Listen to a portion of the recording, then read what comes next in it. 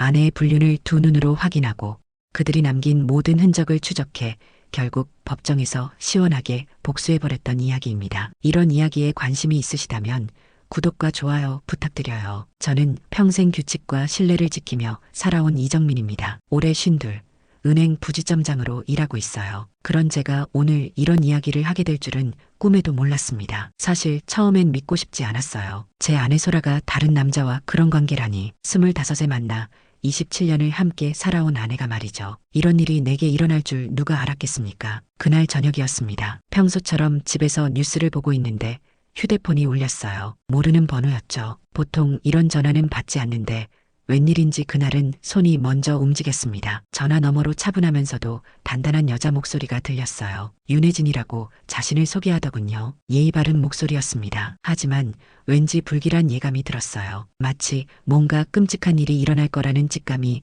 번개처럼 스쳤습니다. 그런데 다음에 이어진 말이 제 세상을 완전히 뒤바꿔 놓았어요. 제 아내에 관해 말씀드릴 게 있다고 하더군요. 그 순간 심장이 내려앉는 기분이었습니다. 분명 처음 듣는 목소리였는데 이상하게 떨림이 왔어요. 무슨 말을 하려는 걸까? 아내에게 무슨 일이 생긴 건 아닐까? 온갖 생각이 머릿속을 스쳤습니다. 그런데 혜진 씨가 한 말은 상상도 못한 것이었어요. 자기 남편과 제 아내가 만나고 있다는 거였습니다. 이미 몇 달째라고 하더군요. 전화기를 꽉 쥔 제 손에 땀이 베어들었어요. 아니라고, 그럴 리 없다고 말하려 했는데 목소리가 나오지 않았습니다. 숨이 막히는 기분이었어요. 한참 후에야 겨우 증거라도 있느냐고 물어볼 수 있었습니다. 목소리가 갈라졌어요. 정말 그럴 리 없다고 생각했거든요. 우리 소라가 그럴 사람이 아니라고 믿었습니다. 하지만 혜진 씨는 단호하게 증거가 있다고 했어요. 사진도 영상도 있다며 지금 보내주겠다고 하더군요. 핸드폰 화면에 메시지가 떴습니다. 사진 몇 장과 짧은 영상 하나. 손가락이 떨렸어요. 열어보기까지 한참이 걸렸습니다. 정말 보고 싶지 않았거든요. 첫 번째 사진을 봤을 때 온몸에 힘이 빠졌어요. 호텔 로비에서 팔짱을 끼고 웃으며 걸어가는 두 사람. 그중 한 명이 분명히 제 아내였습니다. 요가복 차림으로 평소보다 화장을 진하게 한 모습이었어요. 두 번째 사진은 더 충격적이었습니다. 같은 호텔 엘리베이터 앞에서 서로를 바라보며 미소 짓는 모습이었어요. 제가 본 적 없는 아내의 표정이었습니다. 그렇게 행복해 보이는 얼굴 말이에요. 마지막 영상은 결정타였어요. 호텔 복도에서 방으로 들어가기 전 남자가 아내의 머리를 쓰다듬는 장면이었습니다. 불과 3초짜리 영상이었지만 그 안에 모든 진실이 담겨 있었어요. 보는 순간 의자에 그대로 주저앉았습니다. 이게 현실인가 싶었어요. 꿈이었으면 좋겠다는 생각만 계속 들었습니다. 혜진 씨는 지금 뭘 보고 있는지 아시겠냐고 물었어요. 저는 아무 말도 할 수 없었습니다. 그냥 숨만 가쁘게 쉬고 있었어요. 머릿속이 하얘졌습니다. 혜진 씨도 처음엔 믿고 싶지 않았지만 증거는 거짓말하지 않더라고 하더군요. 그 순간 현실이 무너지는 소리가 들렸어요. 아니,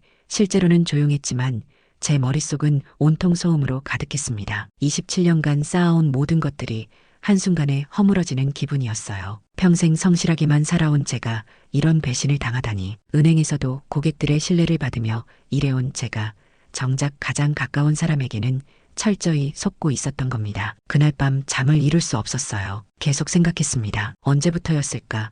어떻게 이런 일이 시작됐을까? 그리고 가장 중요한 건 이제 어떻게 해야 할까? 복수를 해야겠다는 생각이 들었습니다. 아니, 복수라기보다는 정의를 세워야겠다는 마음이었어요. 제가 평생 지켜온 신뢰와 원칙들이 이렇게 무너질 순 없다고 생각했습니다. 은행원으로서 늘 꼼꼼하게 기록을 관리해온 저의 습관이 이번엔 복수의 칼날이 될 거라고는 그때는 몰랐어요. 하지만 결과적으로 그 습관이 제게 완벽한 승리를 안겨주었습니다. 천천히 그러나 확실하게 그들을 무너뜨리는 계획이 제 머릿속에서 그려지기 시작했어요. 이런 끔찍한 배신을 당하기 전까지 저희는 정말 평범한 중년 부부였습니다. 아니, 주변에서 보기엔 오히려 부러워할 만한 부부였을지도 모르겠어요. 아내 소라는 47살로 요가 강사로 일하며 활발한 성격 덕분에 지역에서 제법 유명해졌습니다. 모르는 사람이 없을 정도였어요. 밝고 외향적인 성격에 사람들과 어울리는 걸 좋아했죠. 우리는 겉보기엔 정말 안정적인 중년 부부였습니다. 아이들도 대학에 가서 둘만 사는 집이었어요. 큰아이는 서울에서 대학을 다니고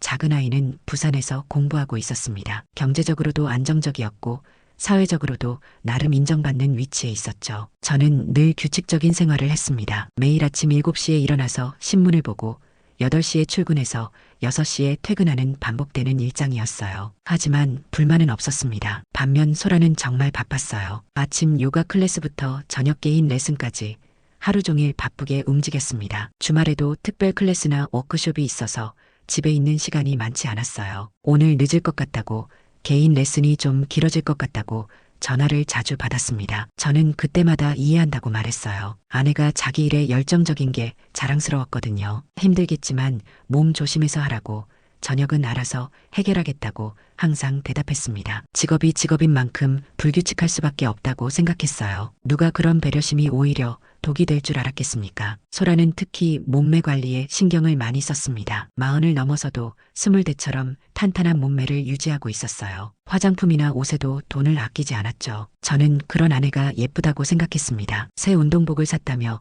어떠냐고 자랑할 때도 있었어요. 저는 항상 예쁘다고, 잘 어울린다고 말해줬습니다. 내 아내가 다른 사람들보다 젊어 보인다는 게 뿌듯했거든요. 하지만 돌이켜보니 그때부터 이상한 신호들이 있었던 것 같아요. 소라의 화장이 점점 진해졌습니다. 예전에는 수수한 편이었는데 언제부턴가 립스틱 색깔도 진하고 향수도 강한 걸 쓰기 시작했어요. 새로운 이미지를 시도해보고 싶다고 말할 때도 있었습니다. 저는 변화를 시도하는 게 좋다고 생각했어요. 40을 넘어서도 자기 관리에 신경 쓰는 아내가 대견했죠. 그런 변화들이 모두 다른 남자를 위한 것이었다는 걸 어떻게 알았겠어요. 주말에 함께 보내는 시간도 점점 줄어들었습니다. 예전에는 토요일이나 일요일에 함께 쇼핑을 가거나 영화를 보곤 했는데 언제부턴가 소라는 주말에도 일이 있다고 했어요. 요가 강사들끼리 스터디 모임이 있다고 하거나 새로운 동작을 배우는 워크숍에 참석해야 한다고 했습니다. 자기 개발에 열심인 아내라고 생각했어요. 그런 일들이 모두 거짓말이라고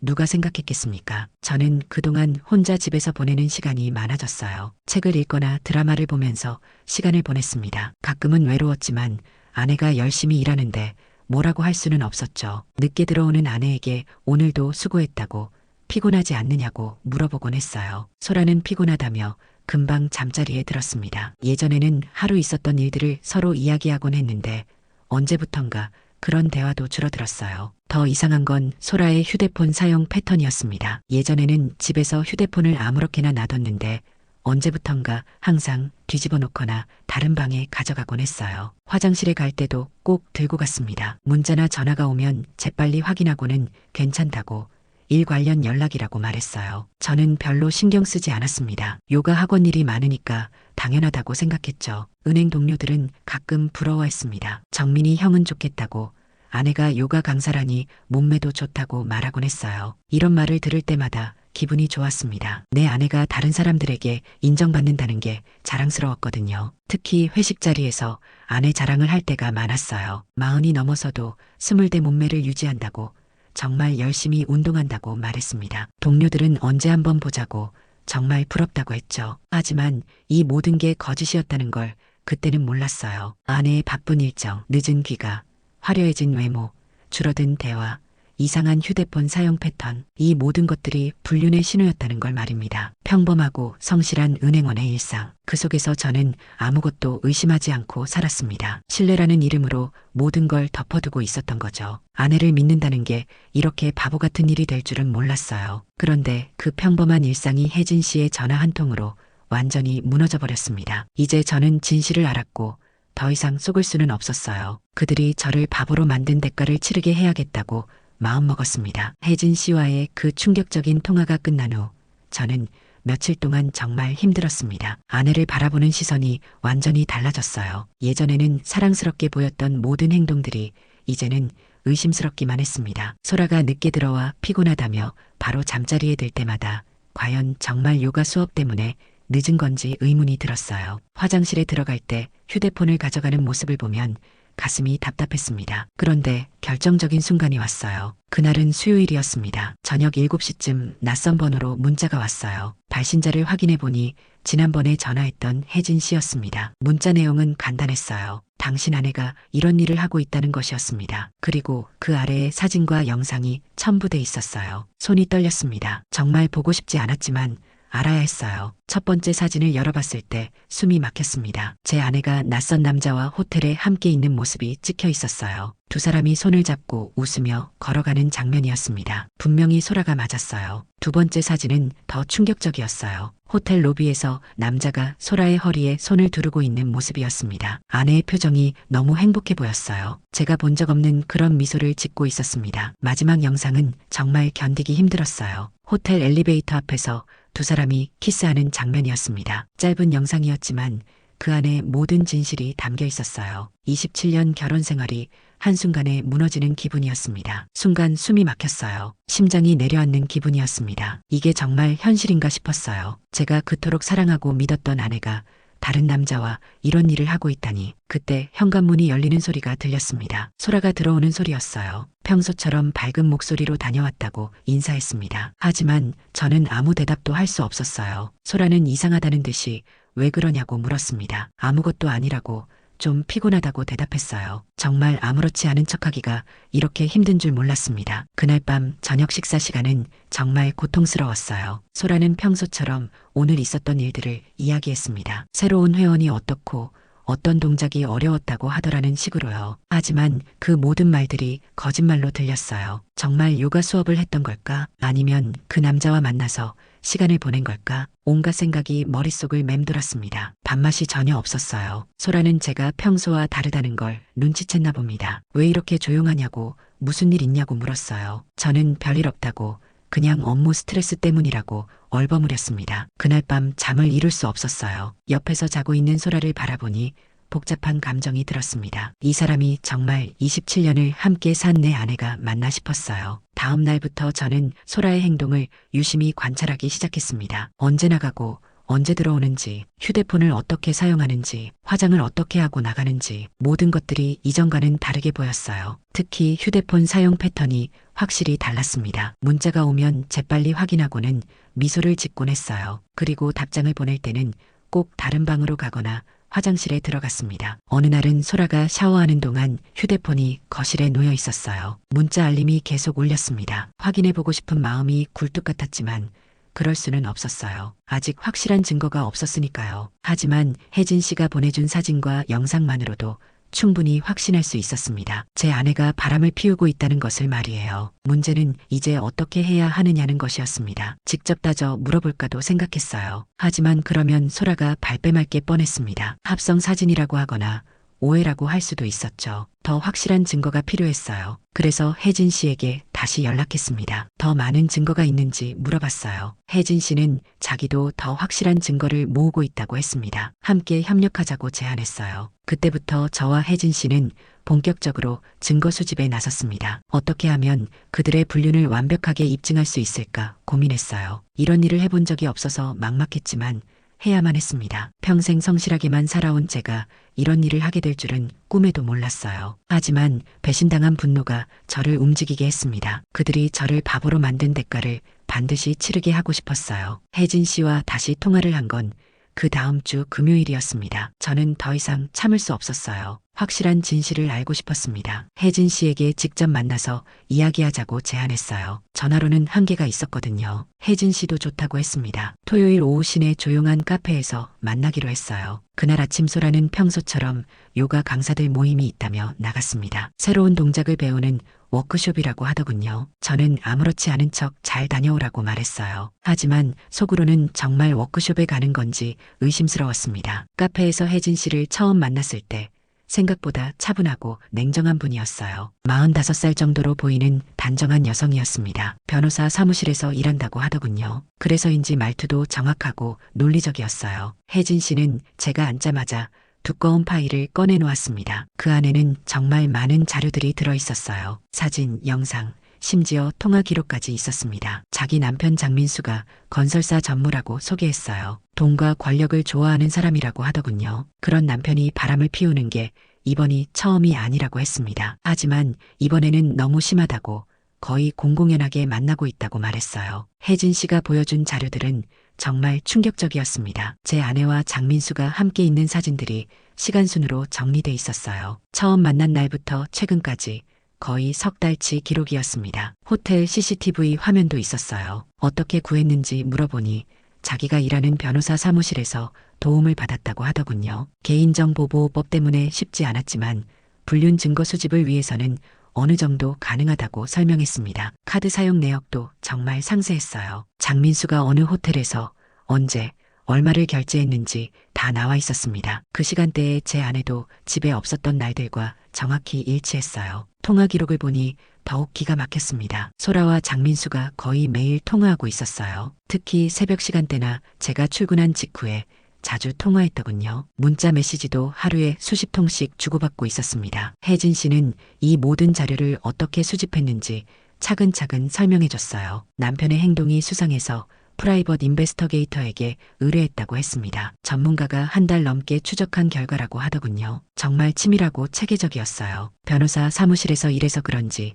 법적으로 문제없는 방법으로만 증거를 수집했다고 했습니다. 나중에 법정에서도 충분히 활용할 수 있는 자료들이라고 설명했어요. 제가 왜 이런 자료를 저에게 보여주는지 물어봤더니 혜진 씨의 대답이 인상적이었어요. 혼자서는 한계가 있다고, 함께 협력하면 더 확실한 증거를 잡을 수 있다고 했습니다. 특히 제가 은행원이라는 점을 강조했어요. 금융 기록이나 거래 내역을 분석하는데 도움이 될 거라고 했습니다. 또한 제가 소라의 일상을 관찰할 수 있으니 더 많은 정보를 얻을 수 있다고 말했어요. 혜진 씨는 이미 변호사와 상담을 받았다고 했습니다. 이혼 소송과 동시에 상간자 소송도 준비하고 있다고 하더군요. 위자료는 물론이고 정신적 피해에 대한 손해배상까지 청구할 계획이라고 말했어요. 저도 똑같이 하고 싶다고 말했습니다. 평생 성실하게 살아온 제가 이런 배신을 당할 이유는 없다고 했어요. 혜진 씨는 당연하다고, 함께 그들을 철저히 응징하자고 말했습니다. 그날 혜진 씨와 구체적인 계획을 세웠어요. 앞으로 한 달 동안 더 많은 증거를 수집하기로 했습니다. 저는 소라의 일상을 더 자세히 관찰하기로 했고,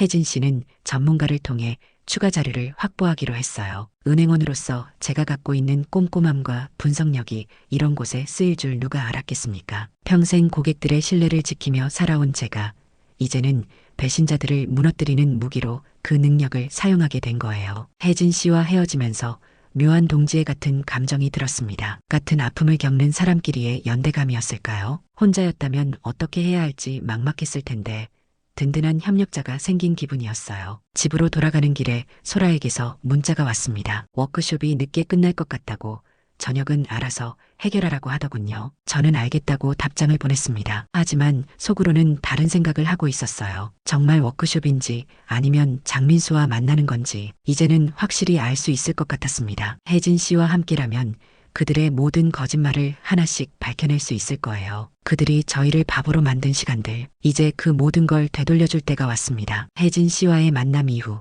저는 완전히 다른 사람이 된 것 같았습니다. 평생 성실하고 단순하게만 살아온 은행원이 이제는 치밀한 탐정이 되어야 했어요. 혜진 씨와 매일 저녁 통화하며 정보를 교환했습니다. 저는 소라의 하루 일정을 자세히 기록하기 시작했어요. 몇 시에 나가고 몇 시에 들어오는지, 화장을 어떻게 하고 나가는지, 어떤 옷을 입는지까지 모든 걸 메모했습니다. 은행원의 습관이라고 해야 할까요? 모든 것을 정확하게 기록하고 분석하는 게 체질이 되어 있었어요. 이런 능력이 이렇게 활용될 줄 누가 알았겠습니까? 소라의 패턴이 점점 명확해졌습니다. 화요일과 목요일, 그리고 토요일에 특히 늦게 들어왔어요. 이날들에는 화장도 평소보다 진하게 하고 나갔습니다. 향수도 더 많이 뿌리고요. 특히 화요일 패턴이 가장 의심스러웠어요. 소라는 매주 화요일마다 개인 레슨이 있다고 했습니다. 하지만 혜진 씨가 확인해 본 결과 장민수도 화요일마다 일찍 퇴근한다고 하더군요. 혜진 씨는 정말 대단했어요. 남편의 회사 동료들과도 연락을 취해서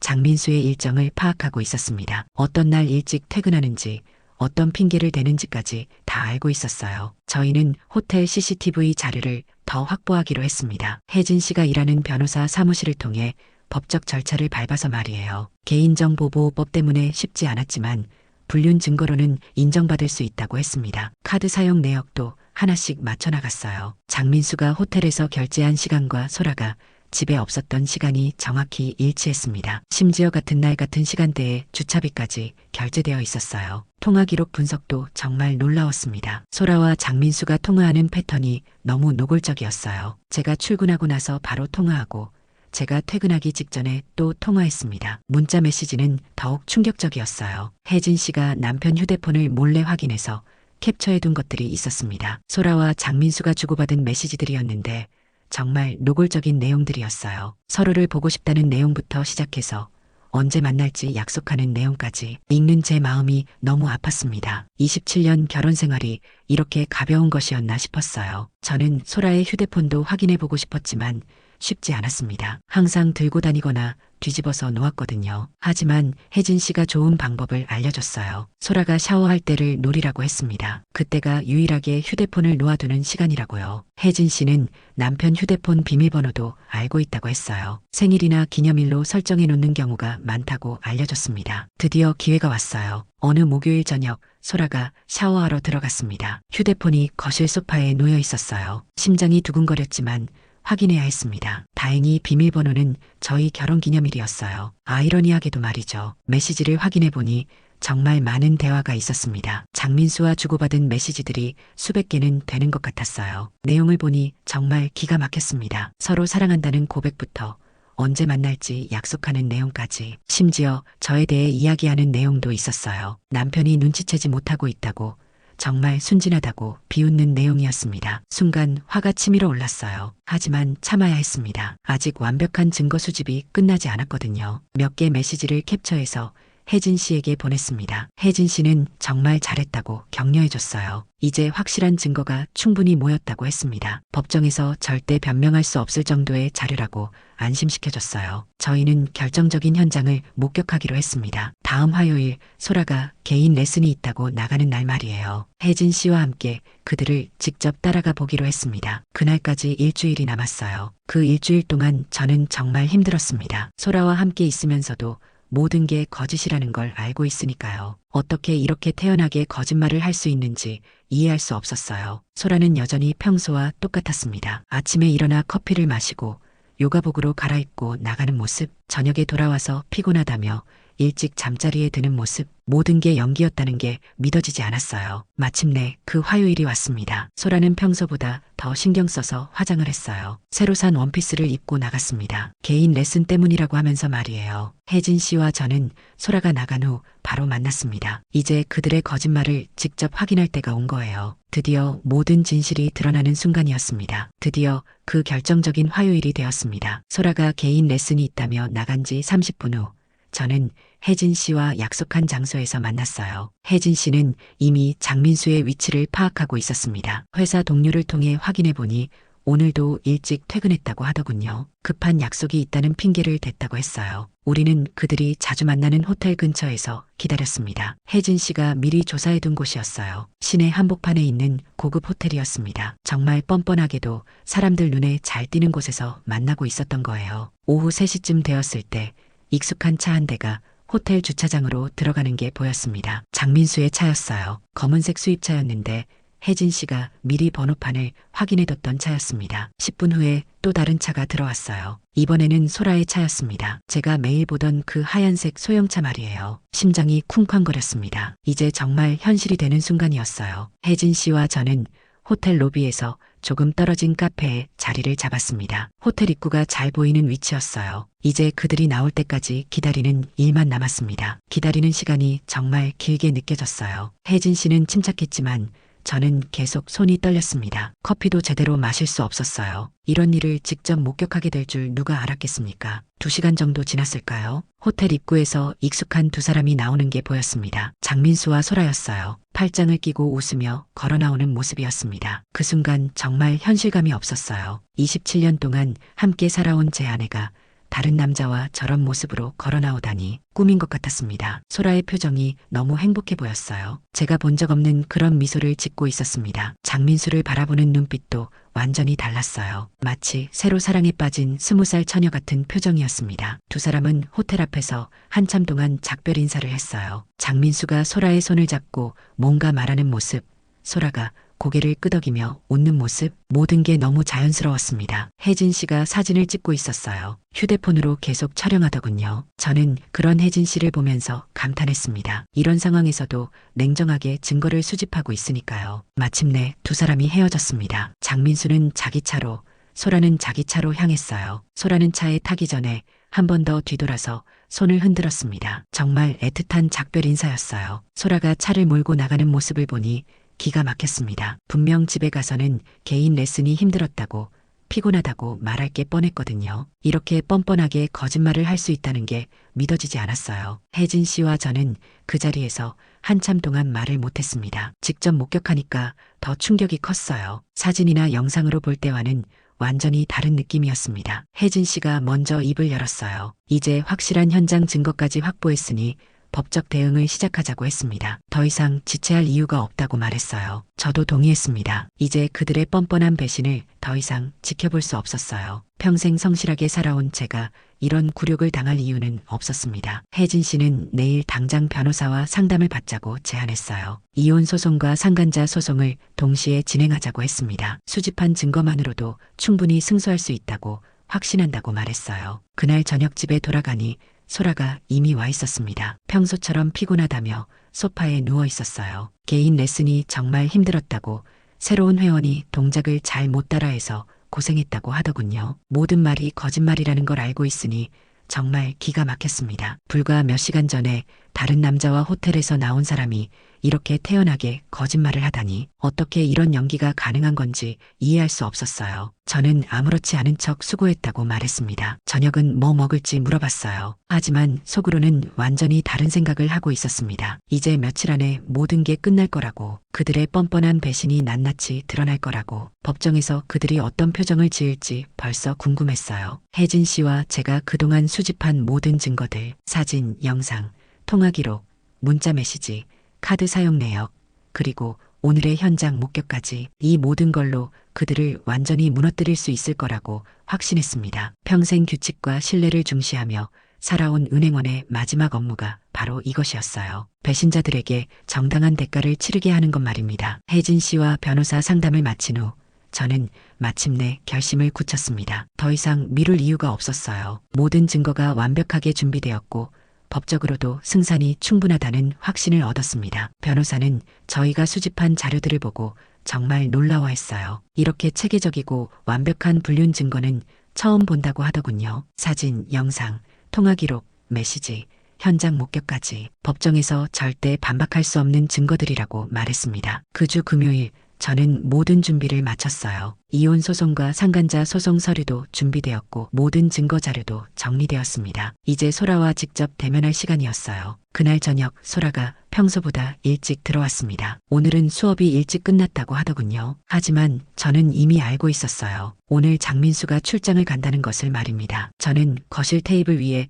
모든 증거를 차례대로 펼쳐놓았어요. 사진들, 인쇄한 문자 메시지들, 통화 기록, 카드 사용 내역, 호텔 CCTV 캡처 화면까지 마치 은행에서 중요한 서류를 검토할 때처럼 체계적으로 정리했습니다. 소라가 거실로 들어오자마자 그 광경을 보고 얼굴이 하얘졌어요. 뭐냐고, 이게 뭐냐고 물었습니다. 하지만 목소리가 이미 떨리고 있었어요. 저는 차분하게 소라에게 앉으라고 했습니다. 그리고 하나씩 차례대로 보여주기 시작했어요. 첫 번째 사진부터 마지막 현장 목격 사진까지 시간 순서대로 설명했습니다. 소라는 처음에 합성이라고 우겼어요. 누군가 저를 해치려고 만든 가짜 사진이라고 주장했습니다. 하지만 통화 기록과 문자 메시지까지 보여주자 할 말이 없어졌어요. 특히 소라 자신의 휴대폰에서 캡처한 메시지들을 보여줬을 때는 완전히 당황했습니다. 장민수와 주고받은 수백 개의 메시지들, 그 안에 담긴 노골적인 내용들, 더 이상 변명할 여지가 없었어요. 소라가 마침내 고개를 떨어뜨렸습니다. 그리고 한참 후에 입을 열었어요. 미안하다고,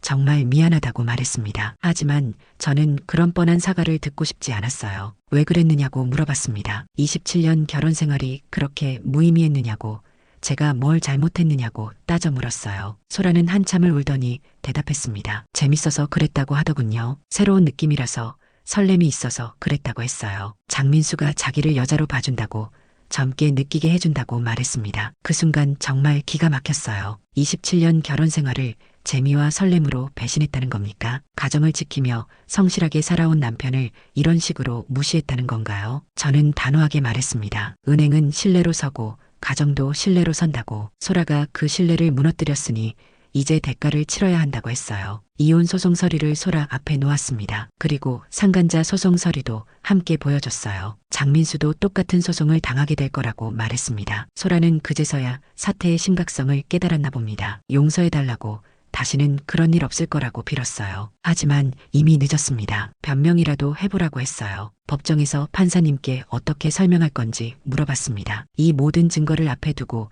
어떤 변명을 할 수 있을지 궁금하다고 말했어요. 소라는 아무 말도 할 수 없었습니다. 그냥 계속 울기만 했어요. 하지만 저는 더 이상 그런 눈물에 속을 생각이 없었습니다. 혜진 씨에게 연락해서 계획대로 진행하자고 말했어요. 다음 주 월요일부터 본격적인 법적 절차에 들어가기로 했습니다. 장민수에게도 똑같은 일이 벌어질 거라고 소라에게 말했어요. 혜진 씨도 오늘 남편과 대면한다고 했습니다. 그들이 함께 저지른 일이니 함께 책임져야 한다고 했어요. 소라가 장민수에게 연락해서 미리 알려주려고 했지만 이미 늦었어요. 혜진 씨가 장민수의 휴대폰을 압수해둔 상태였거든요. 변호사의 조언에 따라 증거인멸을 막기 위한 조치였습니다. 그날 밤 소라는 친정으로 갔어요. 더 이상 같은 집에 있을 수 없다고 하더군요. 저는 상관없다고 말했습니다. 어차피 곧 법적으로 분리될 거니까요. 혼자 남은 집에서 그동안의 일들을 되돌아봤습니다. 평생 성실하게만 살아온 제가 이런 배신을 당하다니. 하지만 이제 모든 게 끝나가고 있었어요.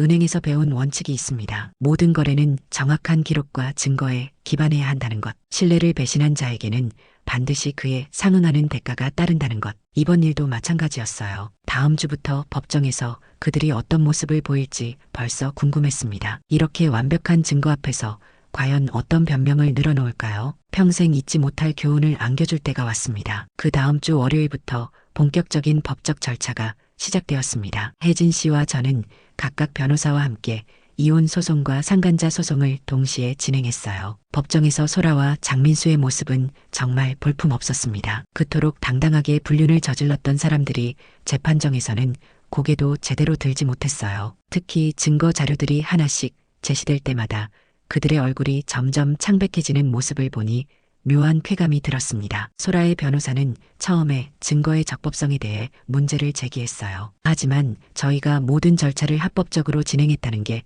입증되자 할 말이 없어졌습니다. 혜진 씨가 변호사 사무실에서 일한 경험이 정말 도움이 되었어요. 장민수는 더욱 한심했습니다. 건설사 전무라는 사람이 법정에서 버벅거리며 변명도 제대로 못했어요. 돈과 권력으로 모든 걸 해결할 수 있다고 생각했나 봅니다. 하지만 법정에서는 오직 증거와 진실만이 통했어요. 재판은 생각보다 빨리 끝났습니다. 너무나 명확한 증거들 앞에서 그들이 할 수 있는 변명은 없었거든요. 판사님도 이렇게 체계적이고 확실한 불륜 증거는 처음 본다고 하시더군요. 결과는 저희의 완승이었어요. 이혼은 소라의 유책으로 확정되었고 위자료와 재산 분할도 저에게 유리하게 결정되었습니다. 상간자 소송에서도 장민수에게 상당한 액수의 손해배상금을 받아낼 수 있었어요. 하지만 무엇보다 중요한 건 그들이 사회적으로 받은 타격이었습니다. 소라는 더 이상 요가 강사로 일할 수 없게 되었어요. 소문이 퍼지면서 학원에서도 나오라고 했거든요. 그토록 자랑스러워했던 사회적 지위를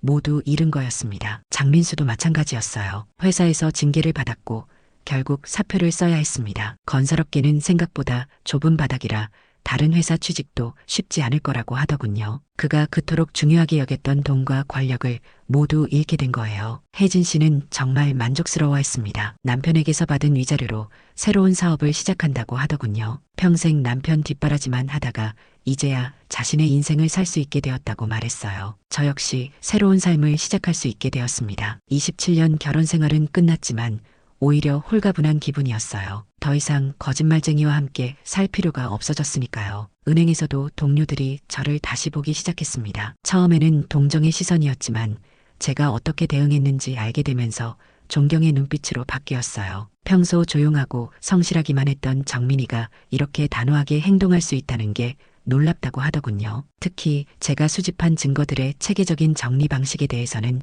정말 감탄했어요. 역시 은행원답다고 이런 꼼꼼함이 있어야 이길 수 있는 거라고 말했습니다. 몇 달 후 소라에게서 연락이 왔어요. 친정에서 지내고 있는데 정말 힘들다고 용서해달라고 또 빌었습니다. 하지만 저는 단호하게 거절했어요. 이미 끝난 일이라고 각자 자신이 선택한 길의 결과를 감당하며 살아가야 한다고 말했습니다. 장민수는 더욱 처참했어요. 혜진 씨에게 들어보니 지방으로 내려가서 작은 건설업체에 취직했다고 하더군요. 예전의 권세는 온데간데였고 이제는 그저 평범한 직장인으로 살아가고 있다고 했습니다. 그들이 그토록 쉽게 버린 신뢰와 가정의 소중함을 이제야 깨달았겠지만 이미 늦었어요. 한번 무너진 신뢰는 다시 회복하기 어렵다는 걸 뼈저리게 느꼈을 겁니다. 저는 이제 새로운 삶에 적응하고 있습니다. 혼자 사는 게 처음엔 어색했지만 이제는 오히려 편안해요. 거짓말을 들을 필요도 없고 의심할 필요도 없으니까요. 은행 업무에도 더욱 집중할 수 있게 되었습니다. 고객들의 신뢰를 받으며 일하는 게 얼마나 소중한지